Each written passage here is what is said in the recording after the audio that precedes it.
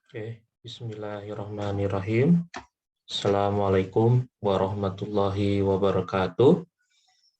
Pada pertemuan keempat, pada mata kuliah Manajemen Bank Syariah, insya Allah kita akan menjelaskan terkait dengan riba ya. Riba dalam konsep perbankan syariah. Ya. Oke, lanjut aja.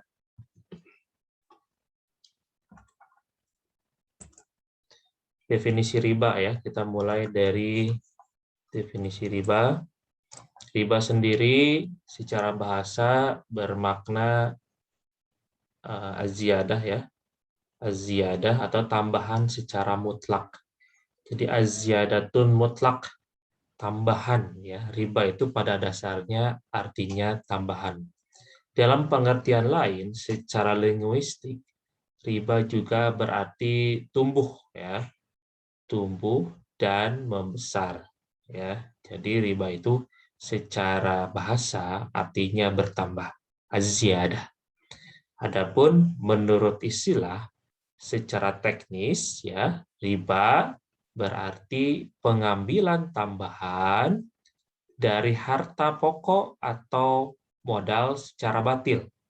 Ada beberapa pendapat dalam menjelaskan riba ya.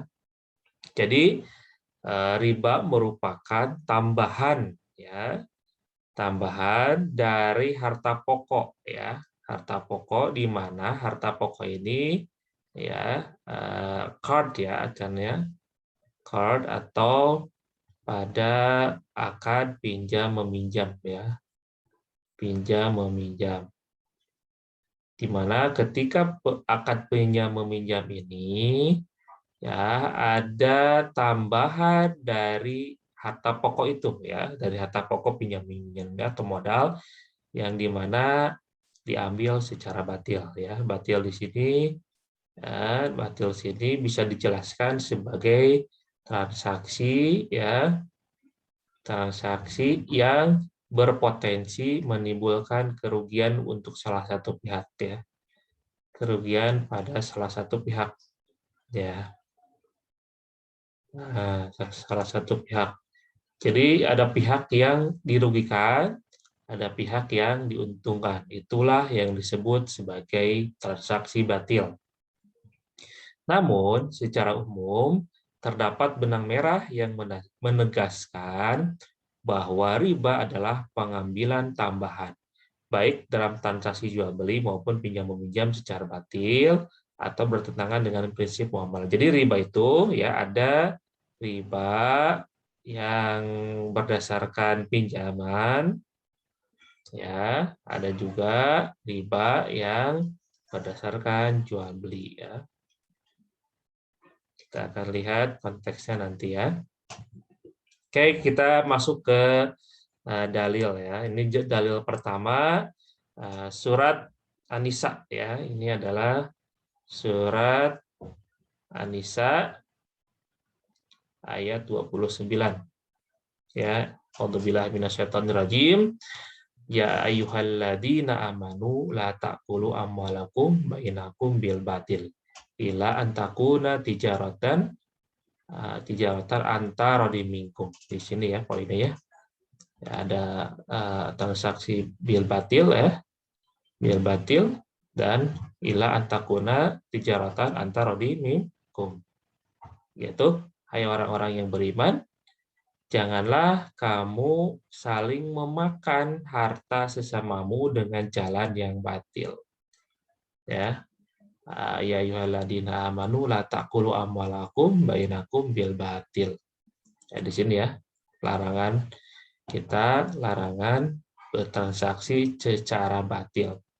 Kecuali ila antakuna tijaratan itu adalah perniagaan antar minkum atas dasar suka sama suka ya, atas dasar suka sama suka. Tijaratan antar minkum wala taqtulu anfusakum, dan janganlah kamu membunuh dirimu, innallaha kanu bikum rahima, sesungguhnya Allah adalah Maha Penyayang kepadamu. Jadi ketika kita melaksanakan transaksi batil ini, ya, maka seolah-olah ini nih kita membunuh diri kita sendiri ya. Jadi kalau kita melaksanakan transaksi riba, ya, itu ternyata kata Allah itu dapat membunuh kamu sendiri. Artinya mendapatkan kerugian lah ya. Kita sudah bunuh diri ya. Bunuh diri dalam arti ketika kita di akhirat maka kita termasuk orang-orang yang rugi ya. Atau jauh dari rahmat Allah. Bisa jadi juga ditafsirkan ini kita jauh dari rahmat Allah ya. Kemudian ada dalil kedua tentang pengharaman riba. Ini terkait dengan surat Al-Baqarah ya. Surat Al-Baqarah ayat 275 ya.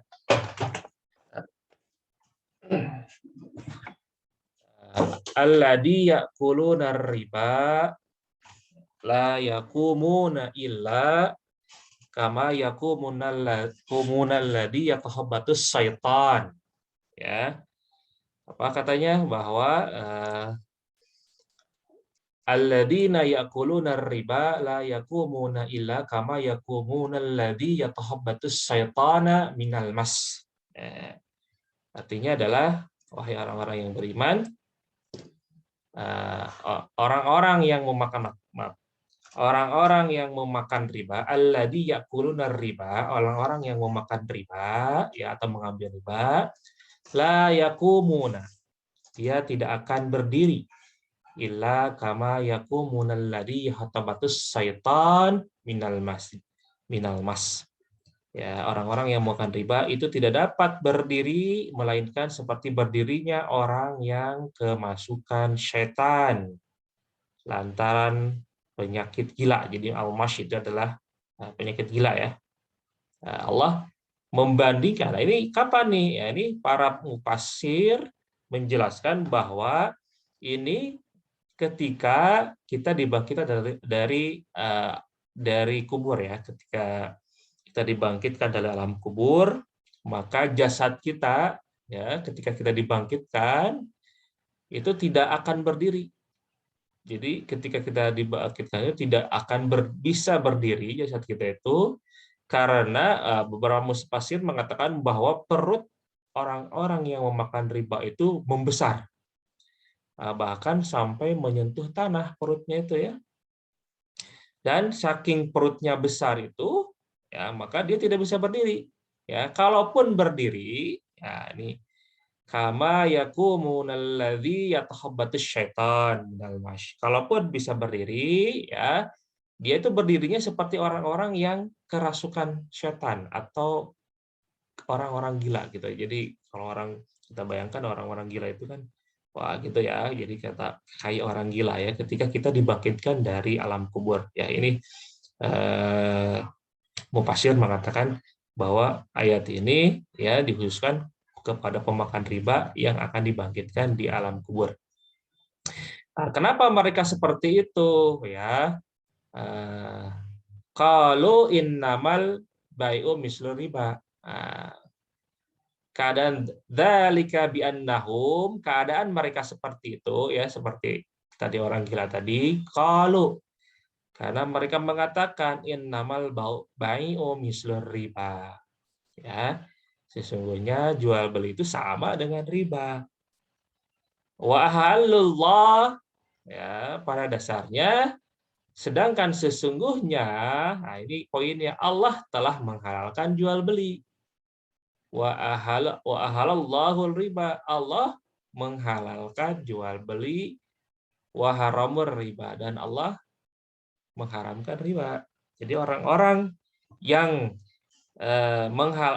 menyamakan innamal bai'u mislu riba, menyamakan al-bai, jual beli dengan riba itu ya, Allah tentang bahwa kata Allah bahwa Allah itu telah menghalalkan jual beli tapi mengharamkan riba. Ya, orangnya yang telah sampai keadaan larangan dari Tuhannya lalu terus berhenti dari mengambil riba, maka baginya telah diambil dahulu dan urusannya terserah kepada Allah. Orang yang mengulangi mengambil riba, maka orang-orang itu adalah penghuni neraka, maka kekal di neraka. Wah, ini ancamannya ya, ancaman bagi orang-orang yang faulaika ashabun nar, ya, ancaman bagi orang-orang yang memakan riba itu kekal ya di dalam neraka. Jadi ini adalah tahapan terakhir. Jadi kita akan lihat ya tahapan-tahapan pengharaman riba. Dalam kajian filsafat hukum Islam, terdapat sebuah prinsip, yakni yang disebut dengan at-tadarus fi tatbik al-ahkam. At-tadarus fi tatbik al-ahkam, yaitu penetapan hukum secara gradual atau secara bertahap ya, secara bertahap. Jadi Allah itu ketika datangnya Al-Quran Islam ya, yang diriwayatkan oleh yang diwahyukan kepada Nabi Muhammad SAW, itu ada beberapa hukum ya yang tidak langsung diharamkan ya, karena memang melihat kondisi dari masyarakat jahiliyah pada waktu itu ya, seperti riba, minum alkohol ya, itu tidak Allah serta-merta langsung mengharamkan secara mutlak, tapi bertahap ya. Karena riba itu praktek riba itu telah berlangsung turun-temurun ratusan tahun sebelum adanya Islam. Jadi ketika sebelum ada Islam, riba itu dibolehkan ya. Sebelum ada pengharaman riba itu tidak ada larangan terhadap riba ya. Dan itu dipraktekkan turun-temurun ratusan tahun ya. Sampai akhirnya Islam datang dan mengharamkan riba. Salah satu tema di dalam Al-Quran mengenai konsep at-tadarus fi tatbik al-ahkam, topiknya riba ya. Salah satunya adalah pengharaman riba yang Allah bertahap pengharamannya. Riba merupakan perbuatan hukum yang dilarang secara eksplisit dalam Al-Quran dan Sunnah. Dalam Al-Quran, riba tidak sekaligus diharamkan, akan tetapi pengharamannya di dalam Al-Quran diturunkan secara bertahap atau tadrij, berangsur-angsur. Hal itu dapat diketahui dari Al-Quran yang menggambarkan 4 tahapan. Jadi ada 4 tahapan haramnya riba. Nah, hikmah berangsur-angsurnya adalah sebagai metode dakwah ya.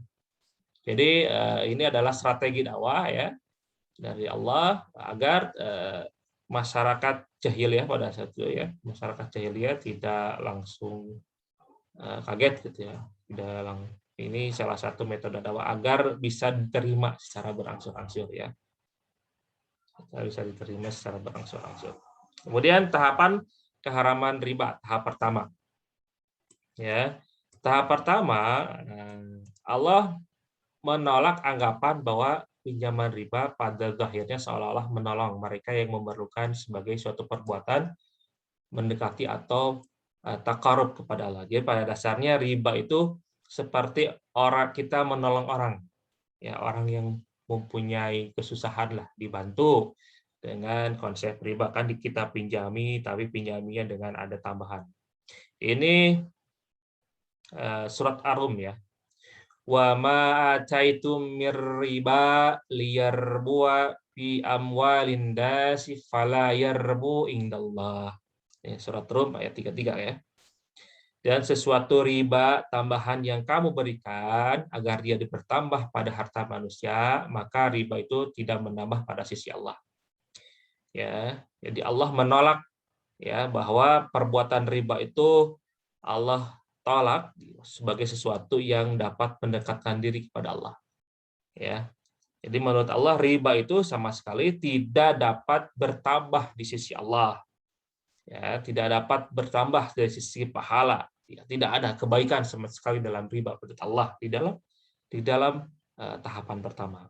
Wa ma ataitum min zakatin turiduna wajhallah. Nah, apa yang bertambah di mata Allah? Ya, kata Allah, yang bertambah di mata Allah adalah zakat, ya. Dan apa yang kamu berikan berupa zakat, yang kamu maksudkan untuk mencapai keridhaan Allah, ya. Lihat. Faulaika humul mud'ifun. Nah, ya. Maka yang demikian itulah orang-orang yang melipat gandakan pahalanya. Jadi Allah membandingkan di sini adalah riba versus zakat. Kalau tadi sebelumnya riba versus jual beli ya. Nah, di mana Allah di sini ya memusnahkan riba atau tidak bertambah di mata Allah. Tidak bertambah, tidak bertambah, sedangkan zakat bertambah di mata Allah. Ya. Pada hakikatnya kan kebalik ya. Secara realitasnya ini kebalik kan, riba itu bertambah, benar kan?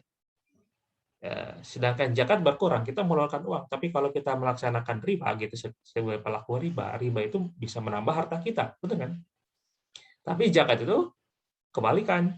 Di zakat itu kita mengeluarkan. Tapi di mata Allah kebalik. Jadi di mata Allah riba itu tidak bertambah sama sekali, tidak ada nilainya. Ya, ini. Jadi belum ada keharapan ya, belum ada kata haram. Nah, sedangkan zakatlah yang kata Allah yang disebut berlipat ganda di mata Allah adalah zakat ya, wa ma ataitum min zakatin turiduna wajhallah, maka zakat yang kamu berikan untuk mencari ridha Allah, faulaika humul mudhifun, itulah yang sebenar-benarnya berlipat ganda. Jadi kata Allah yang berlipat ganda di mata Allah adalah zakat, gitu ya. Kemudian tahapan kedua adalah riba digambarkan ya sebagai sesuatu yang buruk. Allah mengancam akan memberi balasan yang keras kepada orang Yahudi yang memakan riba ya, atau siapapun yang memakan riba. Ini dalam surat An-Nisa ayat 160 dan 161. Fabidzulmin minalladzina hadu harramna alaihim tayyibatin uhillat lahum wa bisaddihim an sabilillahi katsiran. Maka disebabkan kezaliman orang-orang Yahudi, kami haramkan atasnya memakan makanan yang baik yang dahulu dihalalkan bagi mereka. Dan karena mereka banyak menghalangi manusia dari jalan Allah. Jadi dulu itu Allah itu banyak yang mengharamkan, mereka itu banyak mengharamkan sesuatu yang Allah halalkan. Kebalikan, jadi orang-orang Yahudi itu kebalikan ya. Mereka mengharamkan sesuatu makanan yang Allah halalkan, pada dasarnya halal tapi mereka haramkan. Kemudian Allah haramkan sesuatu itu tapi mereka halalkan. Jadi kebalik itu orang-orang Yahudi itu ya. Kemudian wa ahdihimur riba wa qad nuhu anhu wa akhlihim amwalan nasi bil batil. Dan disebabkan mereka memakan riba. Jadi kebanyakan ya praktek riba itu dipraktikkan orang-orang Yahudi ya. Padahal sesungguhnya mereka telah dilarang daripadanya. Dan karena mereka memakan harta benda orang dengan jalan yang batil, kami telah menyediakan orang-orang yang kafir di antara mereka untuk siksa yang pedih. Wa'atadna lil kafirina minhum adaban alima. Ya. Jadi Allah telah siapkan ya kepada mereka siksa yang pedih bagi orang-orang yang memakan riba ya. Jadi tahapan kedua. Kemudian tahapan ketiga. Nah, ini di dalam surat Ali Imran ayat 130. Riba diharamkan dengan dikaitkan kepada suatu tambahan yang berlipat ganda. Pada ahli tafsir berpendapat bahwa pengambilan bunga dengan tingkatan yang cukup tinggi merupakan fenomena yang banyak dipraktikkan pada masa itu. Jadi pada masa itu ya banyak orang-orang, ini bukan hanya orang Yahudi tapi orang Quraisy juga ya, orang-orang Mekah ya itu banyak mempraktikkan. Seperti di dalam surat Ali Imran ayat 130. Ya ayyuhalladzina amanu la ta'kurur riba ad'apan mudha'afah. Hai orang-orang yang beriman, janganlah kamu memakan riba dengan berlipat ganda. Ini para mufassir, ini ad'apan mudha'afah ini adalah yang disebut sebagai riba jahiliyah ya. Riba jahiliyah ya. Di mana riba jahiliyah itu praktiknya adalah pinjam meminjam ya, meminjam yang di awal akad itu ada tambahan ya, di awal akad.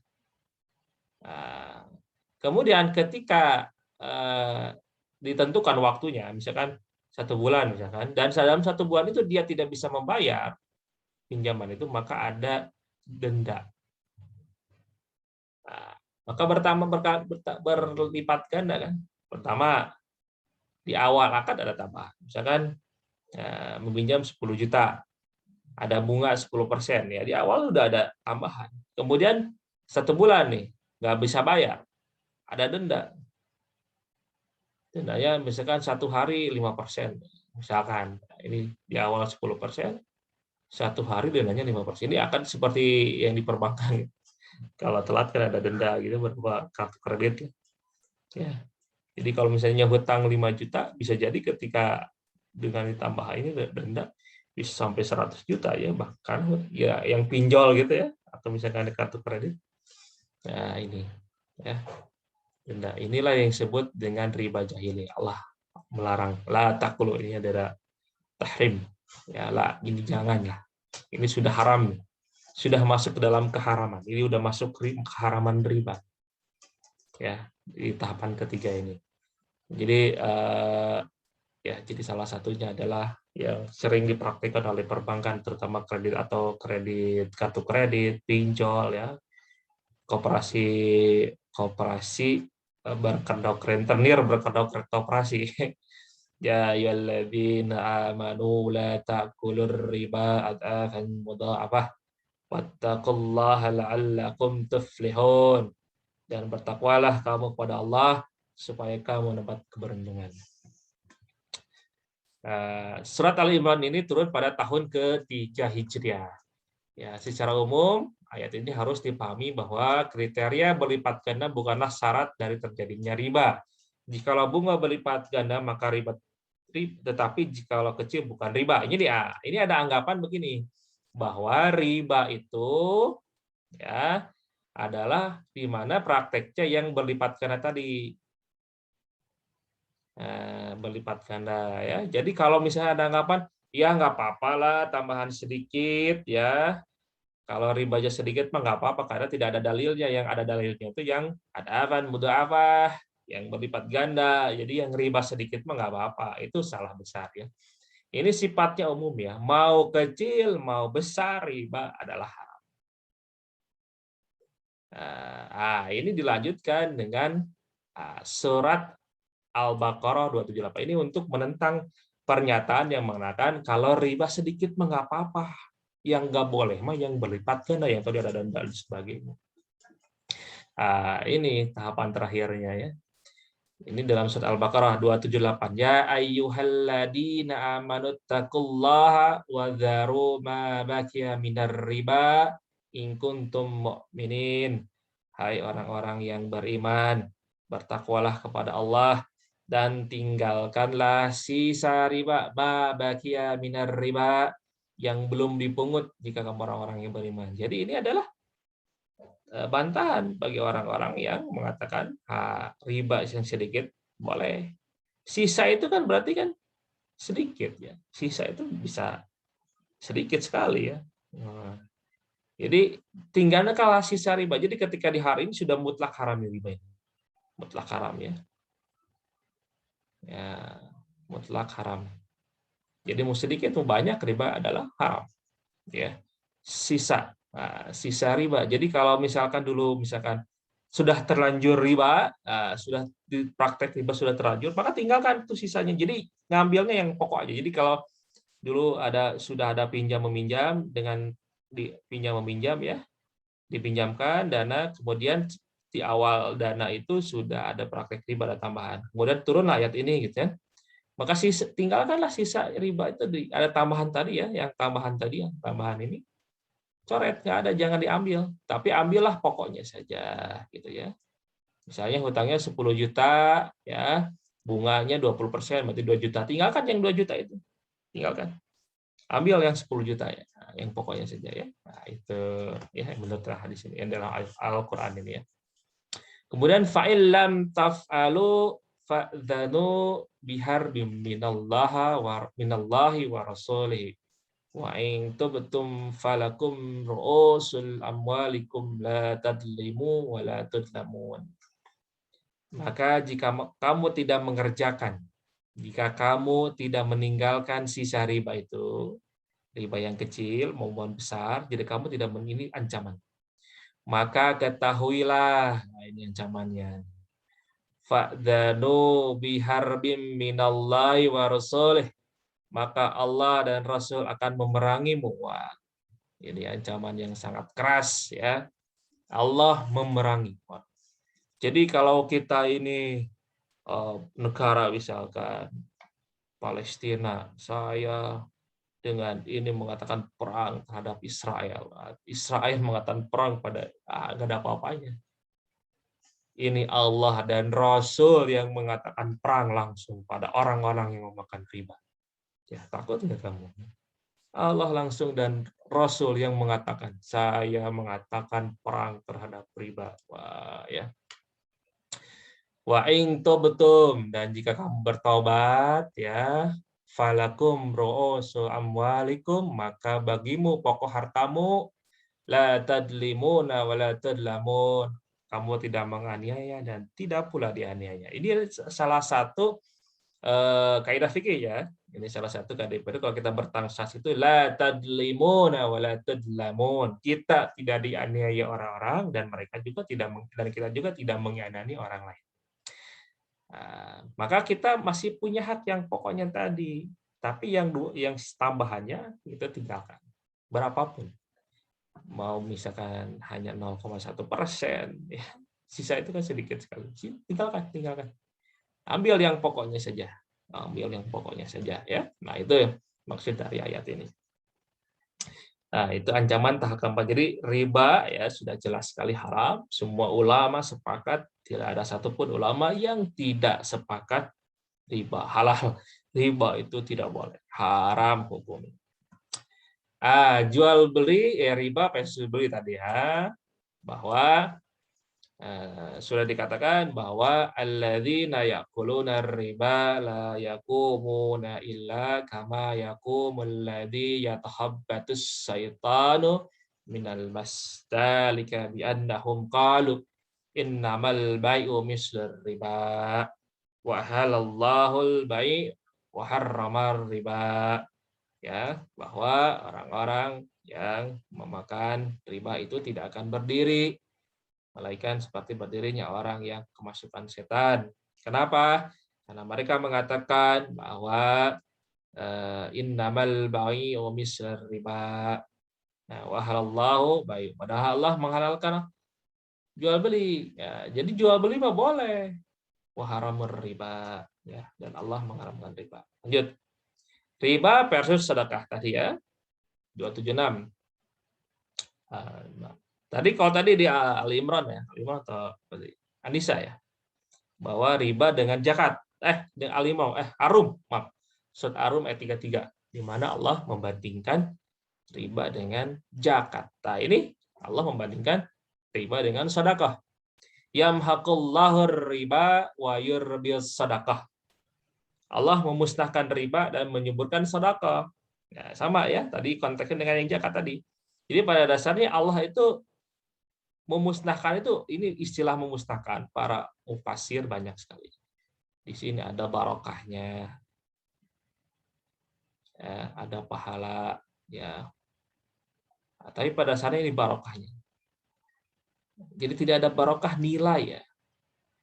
Nilai, tidak ada nilainya sama sekali, barokahnya nggak ada nih di mata Allah ya, riba itu ya, meskipun riba itu pada dasarnya bertambah ya, tapi yang banyak barokahnya adalah menyuburkan. Di sini menyuburkan istilahnya. Kalau menyuburkan itu kan subur, bertambah, berlipat ganda, ini seperti itu. Berlipat ganda. Nah, di sini apa yang berlipat ganda ya, bisa dari segi pahala ya, barokah, rahman Allah ya, kasih sayang Allah, ya, sedekah ya. Karena sedekah itu beda zakat dengan sedekah apa? Kalau zakat ya itu wajib ya. Dan zakat itu ada ketentuannya, itu minimal 2,5%, dan dia harus berupa harta ya. Materi lah, harta ya. Kalau sedekah, ya, sedekah itu adalah dia artinya adalah orang yang berbuat kebaikan. Berbuat kebaikan kepada orang. Kebaikan. Nah, berbuat kebaikan itu habdum minan nas, bermuamalah. Nah, ini banyak konteksnya nih. Nah, ini bisa harta ya, bisa tenaga, bisa pikirannya. Bahkan di dalam hadis kita senyum saja, senyum ya, ada orang datang, kita menyapa, senyum ya, dan itu menyenangkan hati orang. Misalkan kita saya bertemu dengan kalian di jalan ya, kemudian saya menyapa atau kalian menyapa, saya menyapa deh ya, kalian itu senang dalam hati kan, oh senang gitu, ada rasa senang. Nah itu pahala sedekah ya, pahala sedekah. Jadi atau kita membantu orang ya, mengangkat bawaan belanjaan siapapun, ibu kita siapa, itu sudah masuk sedekah. Jadi sedekah itu adalah orang, ketika kita menyenangkan orang, maka itu adalah sedekah. Ya, bisa harta, tenaga pikiran, membantu orang menyelesaikan masalah, sedekah. Ya, kita membantu membuat penelitian gitu, kalian itu membantu membuat problem solver sebagai pemecah kebuntuan, pemecah masalah ya, sedekah. Ya. Nah, kemudian bisa dengan harta, jelas ya. Kalian membantu orang-orang yang sedang kesusahan ya, sedekah. Nah, inilah yang disebut Allah sebagai menyuburkan ya, pahalanya. Ini mengalir, bahkan ini bisa mengalir. Ini wakaf termasuk juga di sini ya, sedekah. Jadi sedekah itu ada umum ya. Wakaf masuk sedekah, zakat masuk sedekah, infak. Kalau infak adalah sesuatu, infak itu pada dasarnya belanja. Infak itu belanja. Membelanjakan kepada kebaikan.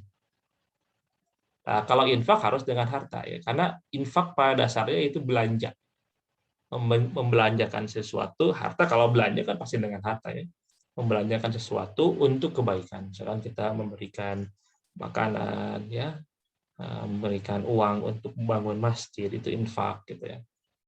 Kalau wakaf ya tadi ya, hibah, itu aset ya, aset yang kita miliki untuk kepentingan maslahat. Itu perbedaannya. Oke, lanjut ya. Riba merupakan dosa besar. Dalam hadis riwayat Hakim dari Abdullah bahwa Nabi SAW bersabda, riba itu mempunyai 73 pintu. Yang paling rendah dosanya sama dengan seorang yang melakukan zina dengan demi Allah. Ya, semoga kita terlindungi dari dosa riba, karena ini yang paling rendah aja adalah dia seperti melakukan zina dengan ibunya. Ini dosanya sama dengan itu, yang paling rendah. Kemudian dari Jabir berkata bahwa Rasulullah SAW mengutuk orang-orang yang menerima riba, orang yang membayarnya, orang yang mencatatnya, dan 2 orang saksi. Kemudian beliau bersabda mereka itu sama. Hadis riwayat Muslim, sahih ya, tadi juga sama.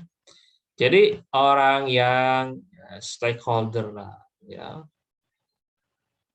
Inilah dalil yang mengharamkan kita bekerja di bank konvensional ya. Bank konvensional. Jadi hati-hati kalian. Makanya saya sering mengatakan kalau kamu lulusan syariah ya, kemudian kamu kerja di bank konvensional, udah malu lah. Ya, malu lah ya, malu. Jadi sarjananya gagal, sarjana gagal. Sarjana syariah yang gagal. Karena ini hadis jelas. Orang yang orang yang mencatat, membayar, jadi saksi ya, itu berarti termasuk juga berarti gajinya juga berarti tidak halal, haram. Nah, kemudian diriwayatkan oleh Abdurrahman bin Abu Bakar bahwa ayahnya berkata Nabi SAW melarang penjualan emas perak kecuali sama beratnya dan membolehkan kita menjual emas dengan perak dan begitu juga sebaliknya sesuai dengan keinginan kita. Jadi tadi pelarangan jual beli dikarenakan jual beli yang diharamkan. Salah satunya adalah ketika jadi ada beberapa ini ya barang-barang ribawi, ada emas, perak ya, perak, gandum yang kalau di dalam hadisnya gandum, terus juga kurma ya,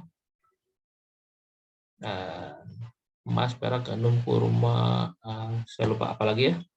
Itu adalah termasuk barang-barang ribawi. Ketika ini dipertukarkan, itu beratnya harus sama,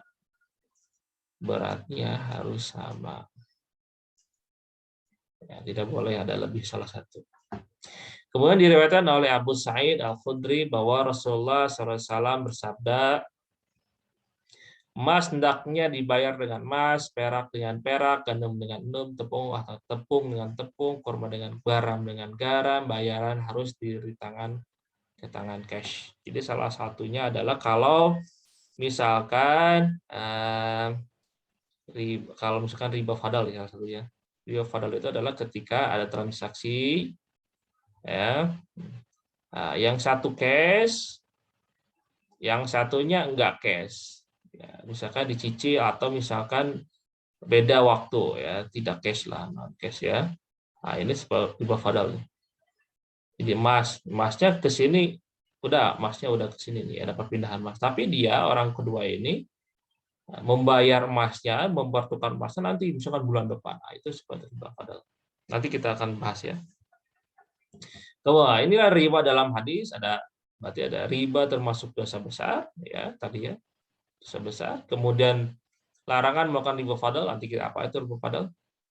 Nah, riba dalam stakeholdernya berarti tidak boleh. Ada yang membayarkan, menjadi saksi, mencatat ya, sama saja kata Allah, kata Rasulullah. Kemudian riba merupakan perbuatan terlaknat. Apa yang disebut laknat itu laknat? Nah, laknat itu pada dasarnya adalah Allah dijauhkan dari rahmat Allah. Dijauhkan dari rahmat Allah. Dia dikasih sayang Allah ya. Nah, ini bahkan para mufasir, para ulama mengatakan kalau kita sudah memakan riba itu akan susah keluar. Nah, itu laknat Allah. Ciri-ciri laknat Allah ketika kita sudah melakukan dosa riba, maka kita susah keluar dari riba. Itu salah satu laknat Allah. Ya. Jadi bahkan ketika kita melakukan dosa riba, itu akan semakin tenggelam ke dalam dosa dan susah bangkit lagi. Susah bangkit itu ada ciri-ciri yang sudah terlaknat. Orang-orang terlaknat ya, dilaknat, susah keluar dari dosa. Ya, jadi Allah sudah tidak ada rahmat sama sekali pada orang yang ini. Jadi kalau kita sudah masuk ke riba, tidak ada hidayah lah, itu tertutup hati kita, susah.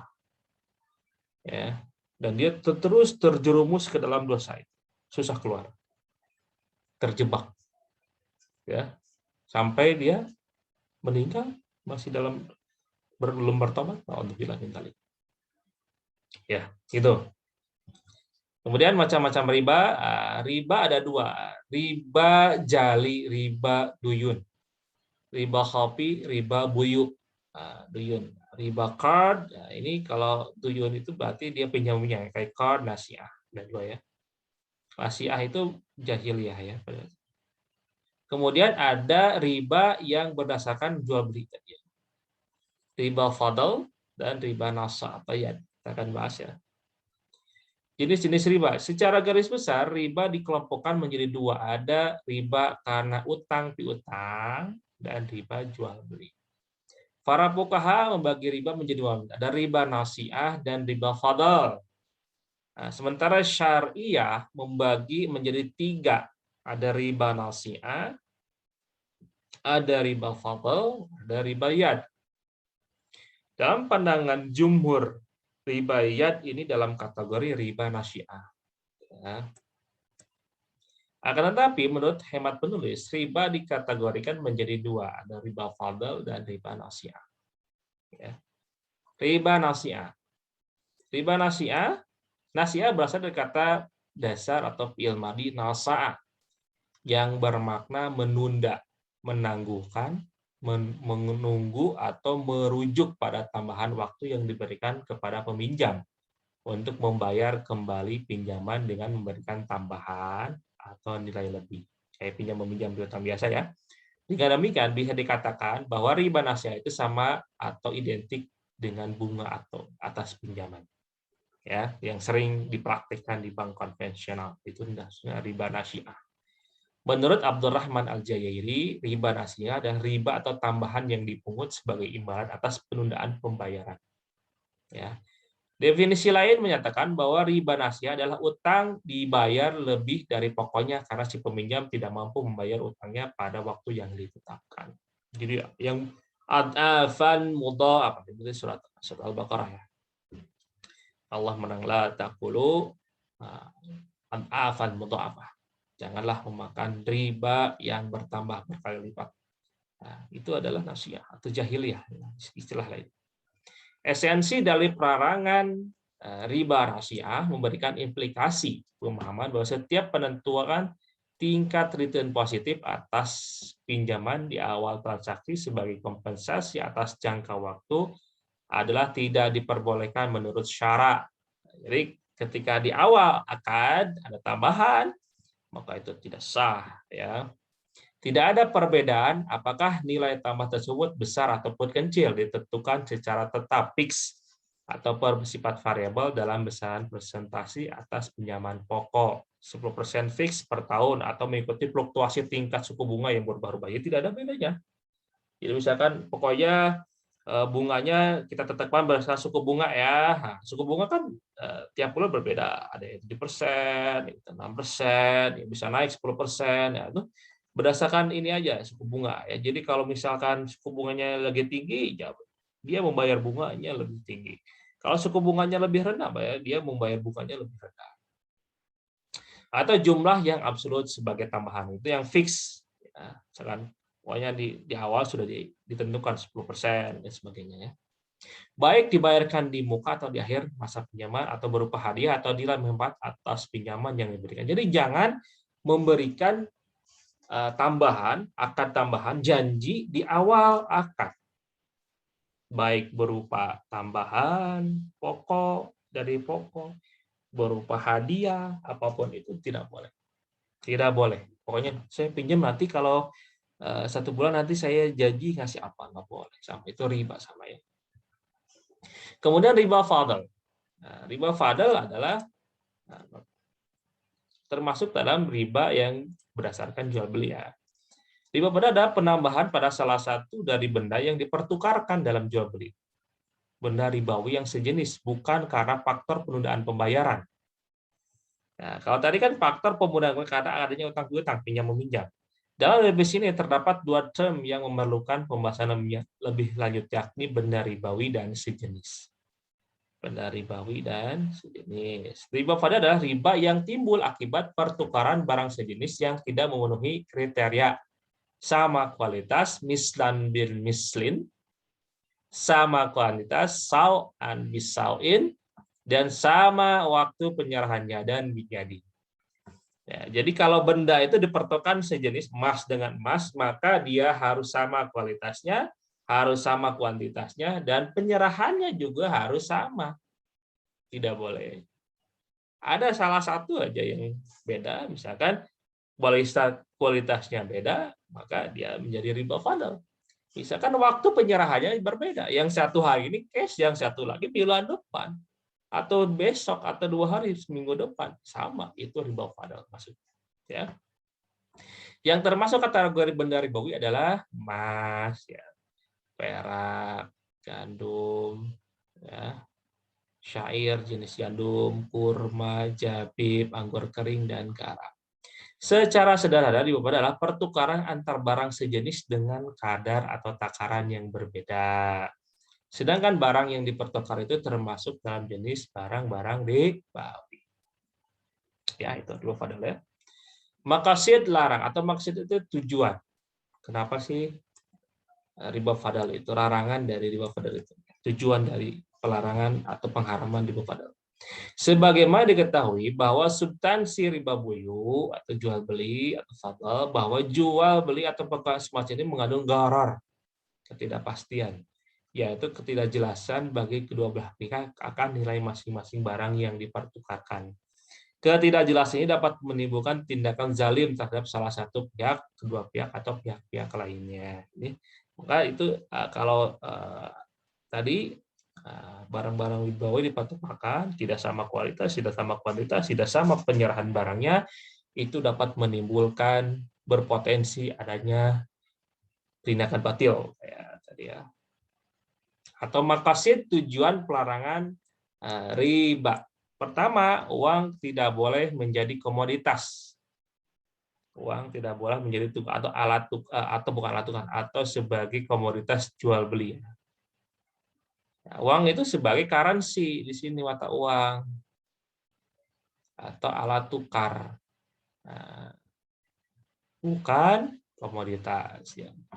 Yang diperjualbelikan sehingga uang tidak melahirkan uang, tetapi yang sesuai fungsinya menjadi alat tukar dalam sirkulasi barang dan jasa.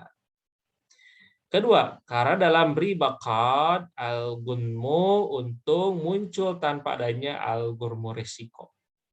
Hasil usaha al-kharaj muncul tanpa adanya biaya tam.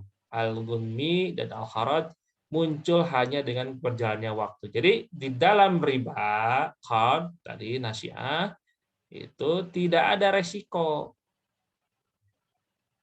Sedangkan jual beli, kita harus lihat, jual beli sifatnya adalah dia ada profit, di mana ketika ada profit itu dia ada resiko, berbanding lurus dengan resiko.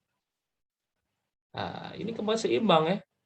Seimbang. Dia ada profit, ada resiko. Kalau ini profit aja kan. Jadi kalau riba itu hanya ada profit, tidak ada resiko. Non resiko, non risk. Ya, itulah yang menyebabkan adanya satu. Kalau non risk itu kan berarti ada satu pihak yang dirugikan. Kayak judi, ada yang dia beresikonya ruginya besar sekali. Padahal justru itulah yang terjadi dalam riba nasiah, yaitu terjadinya perubahan sesuatu yang seharusnya certain tidak pasti menjadi certain.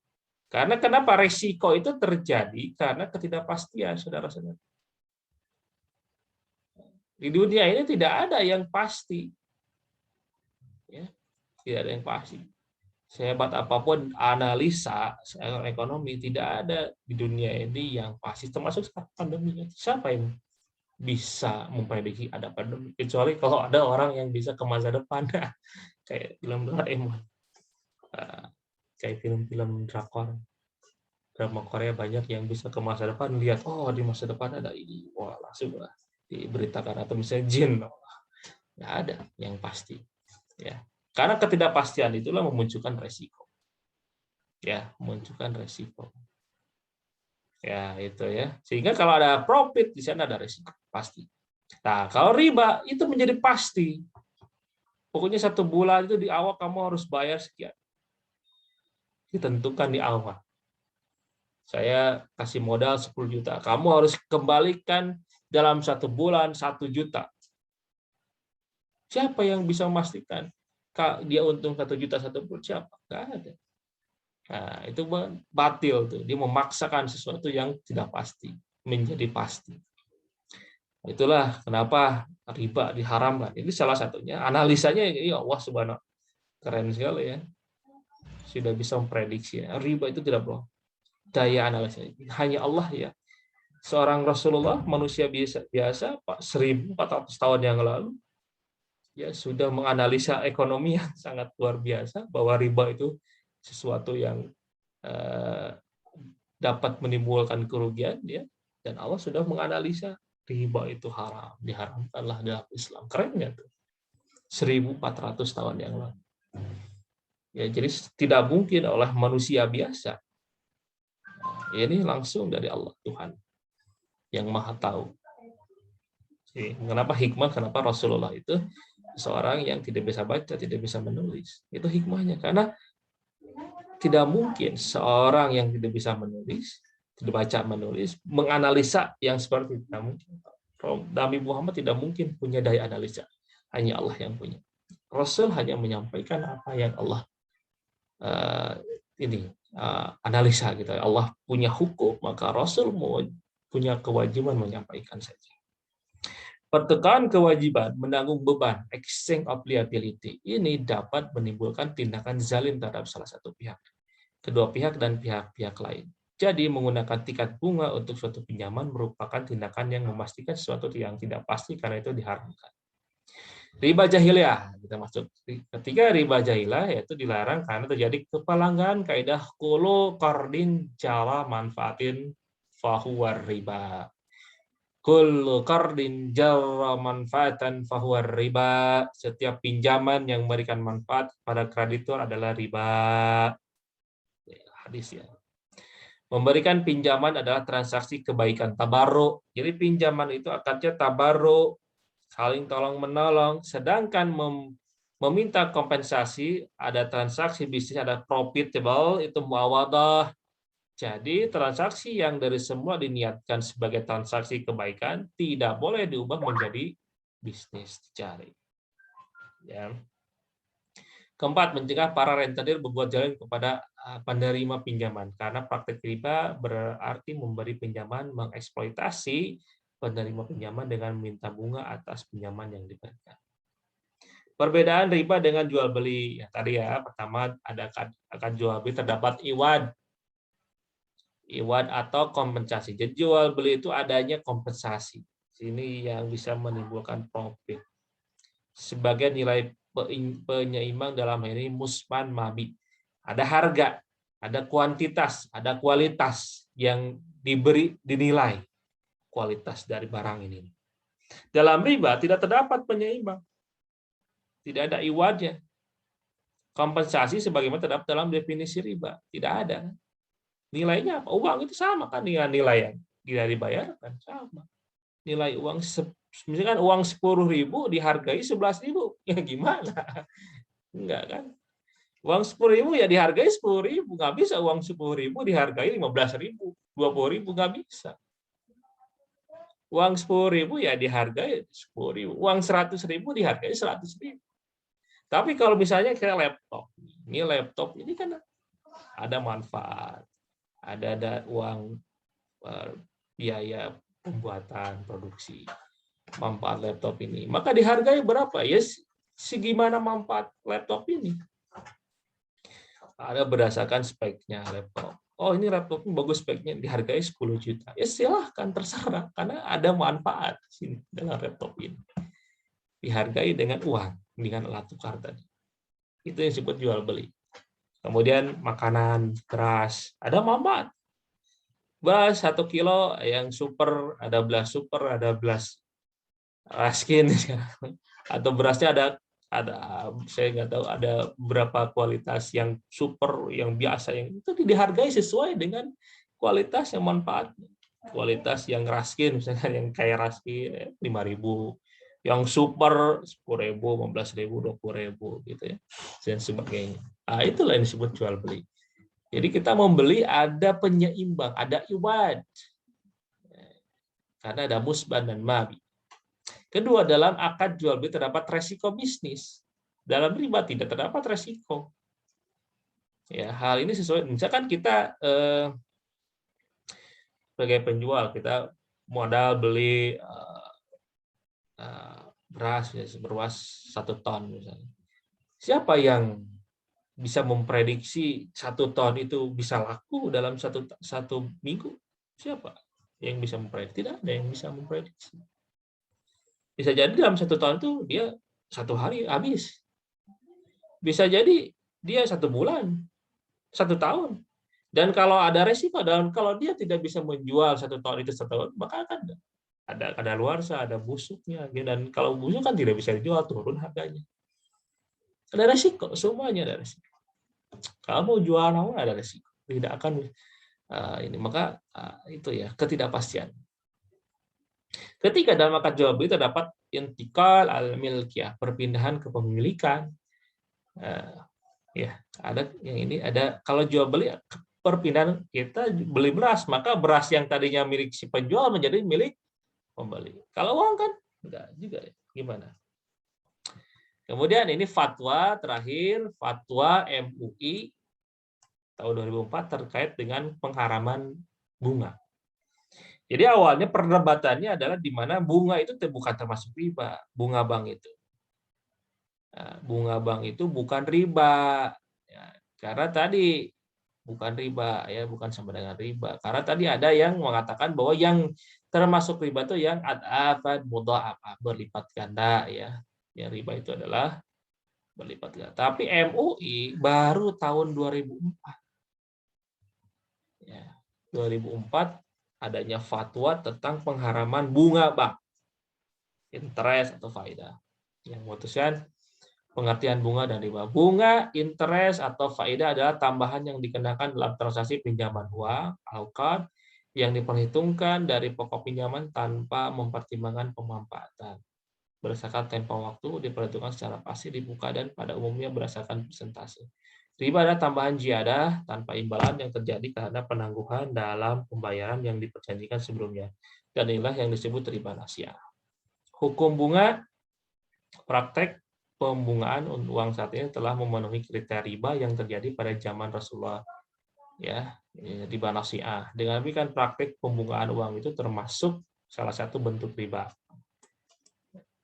Maaf, salah satu bentuk riba. Jadi praktek pembungaan uang itu termasuk salah satu bentuk riba dan riba haram hukumnya. Praktek penggunaan tersebut hukumnya adalah haram baik dilakukan oleh bank, asuransi pasar, modal, pegadaian, koperasi, dan lembaga keuangan lainnya.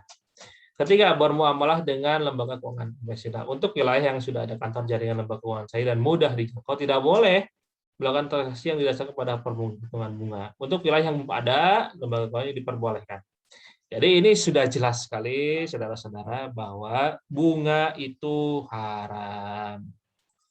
Maka MUI sudah membuat fatwa kalau ada lembaga keuangan syariah, ya jangan ke konvensional, kecuali kalau nggak ada. Misalkan kita keluar negeri, ke Thailand, kita menetap di Thailand, di Eropa sudah banyak bank syariah.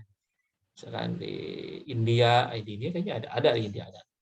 Kalau di Thailand kayaknya belum ada tuh, di Thailand, negara-negara mayoritas non Muslim, ya, di Cina misalkan, nggak ada, ya terpaksa lah, karena kan perbankan itu pasti dibutuhkan suatu kebutuhan, ya nggak apa-apa, ya daruriyah. Tapi kalau ada, ya sudah, putuslah itu, ya daruriyahnya putus. Ngapain kita ke bank konvensional? Termasuk kalau kalian kerja juga, janganlah kalau kerja di bank konvensional. Ya, kenapa? Kan ada bank syariah, ada BMT, ada bank BPRS, koperasi syariah, pegadaian syariah, dan banyak sekali. Di daerah-daerah membutuhkan kalian sarjana-sarjana ekonomi syariah.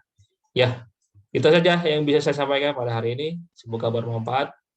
Billahi taufiq wal hidayah. Assalamualaikum warahmatullahi wabarakatuh.